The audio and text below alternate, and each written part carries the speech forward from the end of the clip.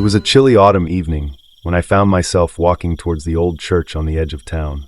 The sun had dipped below the horizon, leaving the sky a bruised shade of purple, and the wind whispered through the trees, rustling the fallen leaves like a chorus of hushed voices.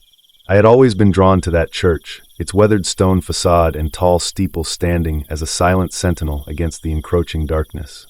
Little did I know that this night would unravel into a nightmare I could never have imagined. As I approached, I noticed that the heavy wooden doors were slightly ajar, creaking ominously in the wind. Curiosity piqued. I pushed them open and stepped inside. The air was thick with dust and the faint scent of mildew, but there was something else, a palpable tension that made the hairs on the back of my neck stand on end. The dim light from flickering candles cast eerie shadows across the pews, and I felt an unsettling chill that seemed to seep into my bones. I sat down in one of the pews, feeling a strange sense of reverence wash over me. The church was empty, save for the faint rustle of the wind outside and the occasional drip of water from a leaky pipe somewhere in the shadows. As I closed my eyes, I began to reflect on my life, the choices I had made, the mistakes that haunted me, and in that moment of introspection, I felt an overwhelming sense of sorrow.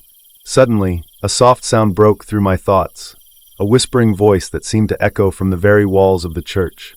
I opened my eyes, heart racing, and scanned the dimly lit interior. "Hello!"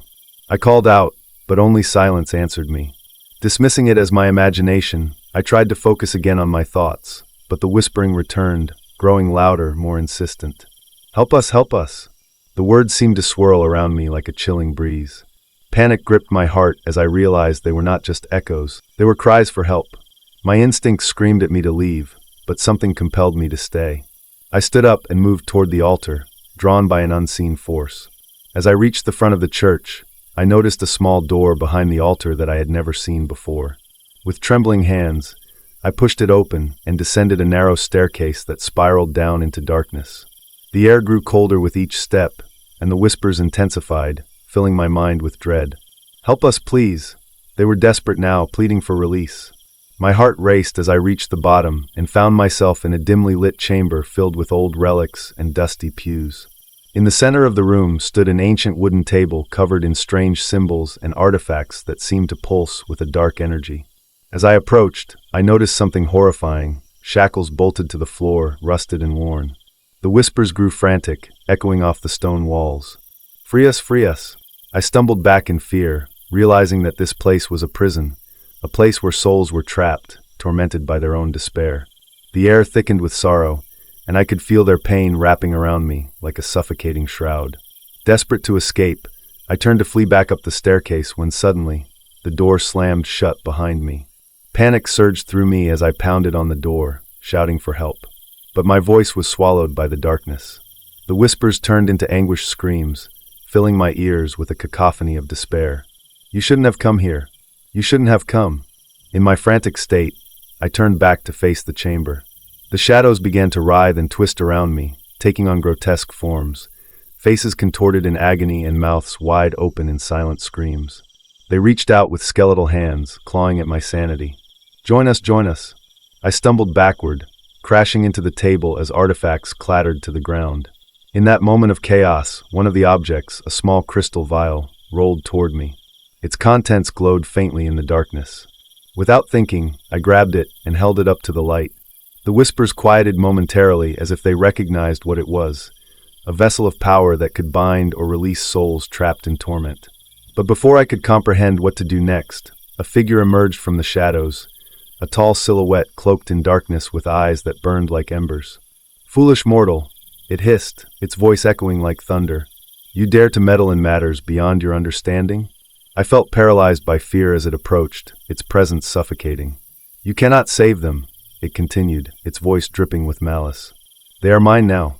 With a surge of defiance, I clutched the vial tightly and shouted back, "No, you will not take them."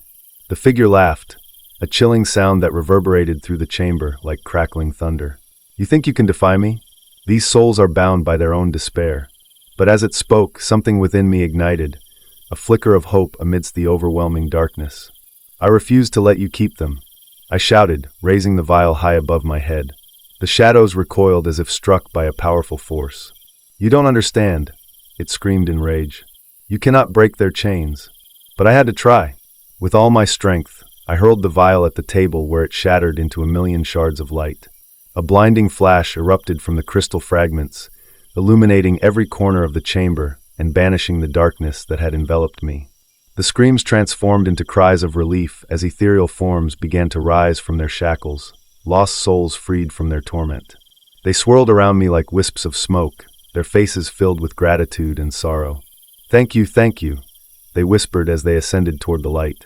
But even as they escaped, dark figure roared in fury, its form twisting and writhing as it fought against the light. You will pay for this. You will pay dearly. As its voice faded into nothingness, I felt a sudden rush of air around me. The chamber began to collapse under the weight of its own darkness. The walls crumbled as light flooded in from above. I sprinted back up the staircase just as it gave way beneath me. Bursting through the door into the main sanctuary of the church, I turned to see the entire structure shaking violently as shadows clawed at its walls. With one final surge of energy, I dashed outside just as the church imploded behind me in a cacophony of sound, a final wail echoing through the night. Breathless and trembling, I collapsed onto the grass outside. The moon hung high above me like a guardian watching over what remained of that forsaken place.